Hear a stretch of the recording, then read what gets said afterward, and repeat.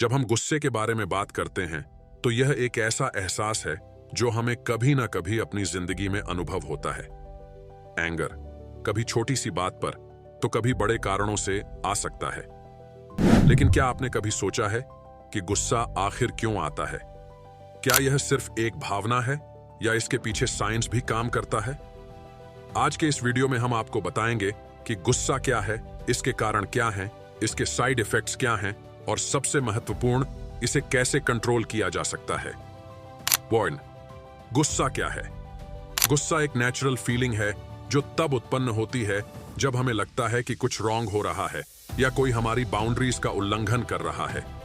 यह एक reaction feeling है जो हमें किसी सिचुएशन से निपटने के लिए तैयार करती है। एंगर हमें यह बताता है कि कुछ ठीक नहीं हो रहा और हमें इसकी ओर ध्यान देना चाहिए। 2. गुस्से के पीछे का साइंस। जब हम गुस्से में होते हैं तो हमारे शरीर में कई तरह के बदलाव होते हैं। एंगर एक फिजिकल रिस्पॉन्स है जो हमारे ब्रेन के अमिगडाला से शुरू होती है। जब हम गुस्से में होते हैं तो हमारा बॉडी एड्रेनलिन और कॉर्टिसोल जैसे हार्मोन्स रिलीज करता है।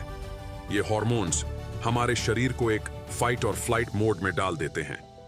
इससे हमारा हार्ट रेट बढ़ता है, ब्लड प्रेशर हाई होता है और हमारी मसल्स में एनर्जी जमा होती है।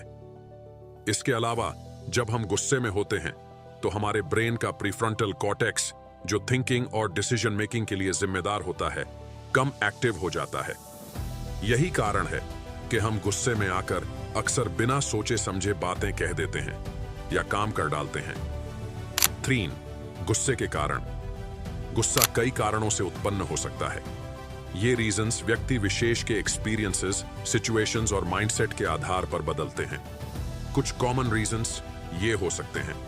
फ्रस्ट्रेशन, जब हम किसी चीज को करने की पूरी कोशिश करते हैं लेकिन वह नहीं हो पाती तो गुस्सा आ सकता है।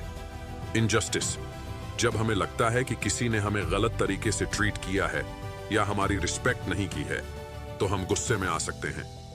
बिट्रेयल और हर्ट, जब हमें किसी ने धोखा दिया हो या दिल तोड़ा हो तो यह गुस्से का कारण बन सकता है। Stress, long term mental stress भी एंगर को बढ़ा सकता है। 4. गुस्से के साइड इफेक्ट्स। गुस्सा केवल एक पल की भावना नहीं है। अगर इसे ठीक से कंट्रोल न किया जाए तो इसके कई साइड इफेक्ट्स हो सकते हैं।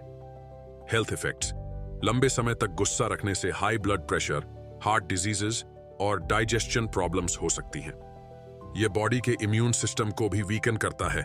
इंपैक्ट ऑन रिलेशनशिप्स, जब हम गुस्से में होते हैं तो हम अक्सर इंसल्टिंग बातें कह सकते हैं या दूसरों से दूर हो सकते हैं।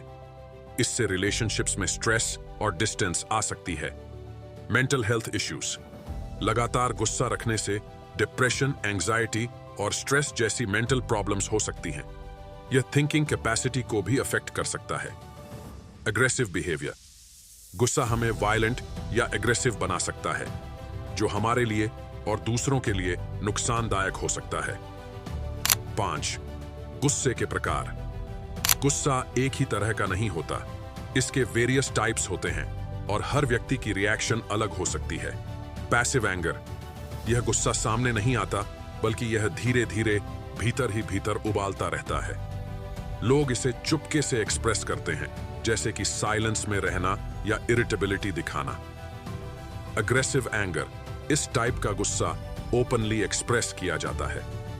इसमें फिजिकल वायलेंस या अब्यूजिव लैंग्वेज भी हो सकती है। असर्टिव एंगर, यह गुस्से का सबसे हेल्थी तरीका है। इसमें हम अपने एंगर को पीसफुली और रिस्पेक्टफुली एक्सप्रेस करते हैं, बिना किसी को हार्म किए। 6. गुस्से को कैसे कंट्रोल करें? गुस्से को कंट्रोल करना लाइफ को शांतिपूर्ण और बैलेंस्ड बनाने के लिए बहुत इंपॉर्टेंट है। यहां कुछ वेज दिए जा रहे हैं जिनसे आप अपने गुस्सा को कंट्रोल कर सकते हैं। पॉज एंड ब्रीथ, जब आप गुस्से में हों तो सबसे पहले कुछ सेकंड्स के लिए रुकें और डीप ब्रेथ्स लें। इससे गुस्सा की इंटेंसिटी कम हो जाती है और आप शांत हो सकते हैं। आइडेंटिफाई योर एंगर, अपने गुस्से को रिकॉग्नाइज करें और यह समझें कि यह क्यों हो रहा है। इसे पहचानना एंगर को कंट्रोल करने का पहला स्टेप है। एक्सप्रेस योरसेल्फ, कामली, गुस्से में होने पर अपनी बात कामली और रिस्पेक्टफुली कहें।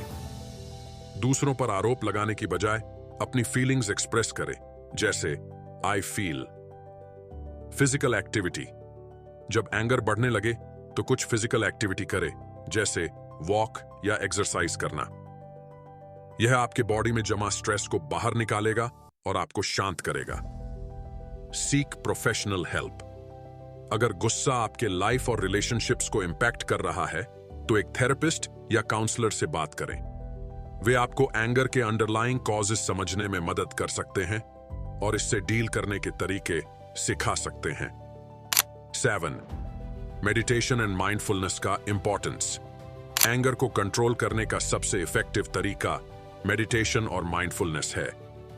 ये टेक्निक्स आपको प्रेजेंट मोमेंट में रहने और अपनी फीलिंग्स को अंडरस्टैंड करने में मदद करती हैं।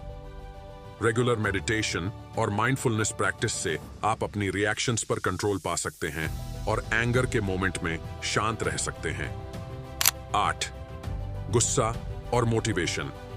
गुस्सा एक पावरफुल मोटिवेटर बन सकता है अगर इसे सही डायरेक्शन में इस्तेमाल किया जाए। एंगर को पॉजिटिव एनर्जी में कन्वर्ट करना, जैसे कि गोल अचीव करने की ओर मोटिवेट होना, आपकी सक्सेस की की बन सकता है। कई एथलीट्स अपने गुस्सा और फ्रस्ट्रेशन को सेल्फ इंप्रूवमेंट के लिए इस्तेमाल करते हैं। गुस्सा एक जटिल भावना है जो सकारात्मक और नकारात्मक दोनों प्रभाव डाल सकता है। यह इंपॉर्टेंट है कि हम इसे समझें, रिकॉग्नाइज करें और कंट्रोल करें। गुस्सा अगर सही तरीके से कंट्रोल किया जाए तो यह हमारी स्ट्रेंथ और मोटिवेशन का सोर्स बन सकता है, लेकिन अगर इसे अनकंट्रोल्ड छोड़ दिया जाए तो यह हमारे लाइफ और रिलेशनशिप्स को डैमेज कर सकता है। आज का लेसन, एंगर आपको डिफाइन नहीं करता, आपकी रिएक्शन उसे डिफाइन करती है। कंट्रोल पाएं, पीसफुली अपनी थॉट्स एक्सप्रेस करें और उस एनर्जी का सही डायरेक्शन में इस्तेमाल करें। अगर आपको यह वीडियो पसंद आया हो तो लाइक, शेयर और सब्सक्राइब जरूर करें मोटिवेशन मैट्रिक्स को और भी ऐसे मोटिवेशनल वीडियोस के लिए।